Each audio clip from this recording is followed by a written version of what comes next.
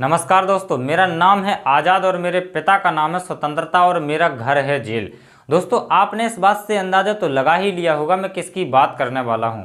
दरअसल ये शब्द थे चंद्रशेखर आज़ाद के, जिन्हें शुरुआत में चंद्रशेखर तिवारी के नाम से बुलाया जाता था, लेकिन बाद में ये आज़ाद के नाम से मशहूर हुए। क्या है इनके जीवन की कहानी और कैसे ये चंद्रशेखर तिवारी से चंद्रशेखर आज़ाद बने, आइए समझते हैं आज के इस वीडियो में डिटेल से। दोस्तों, पंडित सीताराम तिवारी के घर 23 जुलाई 1906 को मध्य प्रदेश के अलीराजपुर जिले के एक छोटे से गांव भाभरा में इनका जन्म होता है। इनकी माता का नाम जगरानी देवी था और वर्तमान समय में इस गांव का नाम बदलकर चंद्रशेखर आज़ाद नगर कर दिया गया है। दोस्तों, इनके बारे में कहा जाता है कि मात्र 13 वर्ष की उम्र में इन्होंने घर छोड़ दिया था एक छोटे से इंसिडेंट के कारण। और वो इंसिडेंट ये था कि इनको आम खाना बेहद पसंद था, तो ये पास के बगीचे में जाते हैं और आम तोड़ लेते हैं। माली इनसे कुछ भी नहीं कहता है क्योंकि इनके पिताजी एक सरकारी पुलिस ऑफिसर थे, तो ये पिताजी का यहाँ पर नाम यूज कर लेते हैं, जिस वजह से माली कुछ भी नहीं कहता है। इनके पिताजी को जैसे ही पता चलता है कि इसने मेरा नाम यूज करके आम तोड़े हैं, तो इनके पिताजी काफ़ी गुस्से में हो जाते हैं और चंद्रशेखर को डांटने लगते हैं और कहते हैं कि जाओ उनसे माफ़ी मांगो, और उन्हें घर से बाहर निकाल देते हैं। चंद्रशेखर कहते हैं कि मैंने केवल आम ही तो तोड़े हैं, कौन सी चोरी कर ली है, मैं माफ़ी नहीं मांगूंगा। तो इनके पिताजी कहते हैं कि जब तक तुम माफ़ी नहीं मांग लेते मैं तुम्हें घर के अंदर नहीं आने दूंगा। तो जैसे ही चंद्रशेखर कहते हैं कि मैं माफ़ी नहीं मांगूंगा, तो इनके पिताजी कहते हैं तो मैं तुम्हें घर के अंदर भी नहीं आने दूंगा। चंद्रशेखर वहाँ से चले जाते हैं। तो सबसे पहले ये अपने भाई के यहाँ पहुँचते हैं। भाई के यहाँ पहुँचने के बाद ये विचार करते हैं कि इनके पिताजी अगर प्रेम से इन्हें बुलाएंगे तो ये माफ़ी भी मांग लेंगे और अपने घर भी चले जाएंगे, लेकिन इनके पिताजी इनको बुलाते नहीं हैं। तो चंद्रशेखर फाइनली यहाँ पर ये निर्णय ले लेते हैं कि अब मुझे घर छोड़ना ही पड़ेगा। तो सबसे पहले ये कानपुर पहुँचते हैं। कानपुर शहर देखने के बाद ये और ज़्यादा जिज्ञासु हो जाते हैं और ये और आगे बढ़ जाते हैं। कानपुर से ये डायरेक्ट मुंबई चले जाते हैं, जहाँ पर इनके बारे में कहा जाता है कि इन्होंने होटल में कुछ समय के लिए काम भी किया है, जिस वजह से इन्हें भोजन मिल जाया करता था, और कुछ समय के लिए इन्होंने मजदूरी भी करी थी और सिनेमा भी देखा था।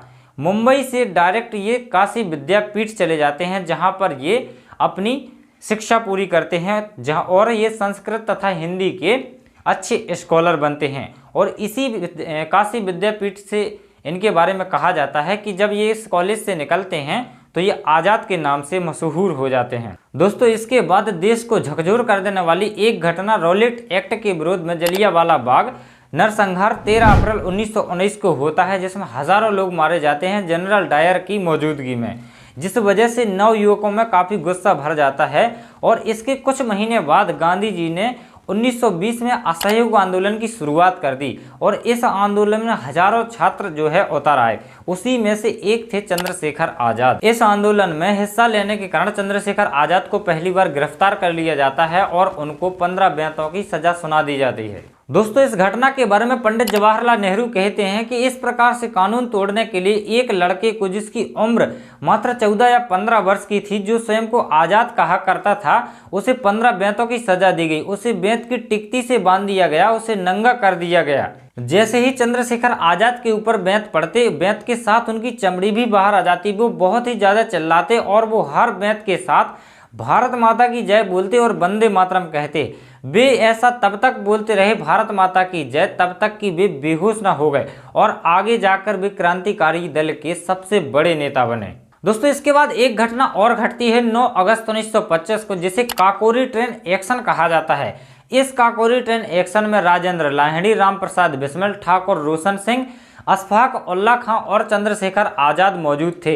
इस घटना में इन लोगों ने सरकारी खजाने को लूटकर फरार होने का निर्णय लिया। सरकारी खजाना लूटने के कुछ दिन बाद इन लोगों को सरकारी खजाना लूटने और यात्रियों की मौत के आरोप में पकड़ लिया जाता है, गिरफ्तार कर लिया जाता है और सभी को फांसी की सजा सुना दी जाती है, सिवाय चंद्रशेखर आज़ाद को छोड़कर।